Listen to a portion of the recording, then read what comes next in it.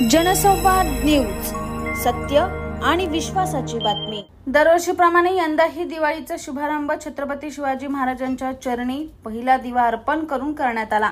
मागील 11 वर्षांपासून सुरू असलेल्या या परंपरेचा मान राखत राष्ट्रीय छावा संघटनेचे अध्यक्ष निखिल गोळे यांनी उल्हासनगर कॅम्प क्रमांक 3 येथील छत्रपती शिवाजी महाराज चौकात महाराजांच्या पुतळ्याला पुष्पहार अर्पण केला आणि दिवाळीचा पहिला दिवा उजळवला। या प्रसंगी उपस्थित कार्यकर्त्यांनी जय भवानी जय शिवाजी अशा घोषणांनी परिसर दुमदुमून टाकलाय। दिवाळीच्या या शुभारंभी महाराजांना अभिवादन करून देशभक्ती, ऐक्य आणि संस्कृतीच्या जतनाचा संदेश देण्यात आला। कार्यक्रमात राष्ट्रीय छावा संघटनेचे कार्यकर्ते, स्थानिक नागरिक आणि युवक मोठ्या संख्येने उपस्थित होते। या उपक्रमातून दिवाळीचा मंगल प्रारंभ देशभक्तीच्या वातावरणात झाला। सर्वांना सर्वप्रथम जय हिंद, जय शिवराय, जय शंभूराजे। दिवाळी तर तेव्हापासूनच या महाराष्ट्रात, या देशात चालू झाली जेव्हा छत्रपती शिवाजी महाराजांनी 350 वर्षापूर्वी, 400 वर्षापूर्वी हे स्वराज्य राखलं आणि या स्वराज्याला सुराज्य करणं हे आपल्या सर्वांच्या हातात आहे। त्यामुळे सर्वप्रथम मी आपल्या देशवासियांना, महाराष्ट्राच्या सर्व बंधू भगिनींना दिवाळीच्या आणि येणाऱ्या नवीन वर्षाच्या शुभेच्छा देतो।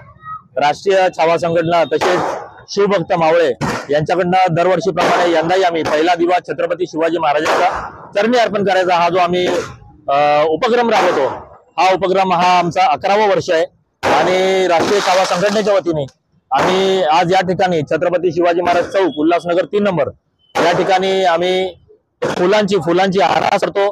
तसेच जे मातीचे दिवे आहेत ते लावून आम्ही महाराजांच्या चरणी पहिला प्रथम हा दिवा वाहतो आणि त्याच्यानंतर आम्ही आमच्या घरातली दिवाळी साजरी करतो। लावायचं मागचं कारण एक आहे की छत्रपती शिवाजी महाराजांनी अंधकार झालेल्या या देशाला एक आपण बोलतो ना रोशनी किंवा एक दिव्यासारखं ज्योत तेवत ठेवून त्यांनी प्रकाश सगळीकडे पसरवला।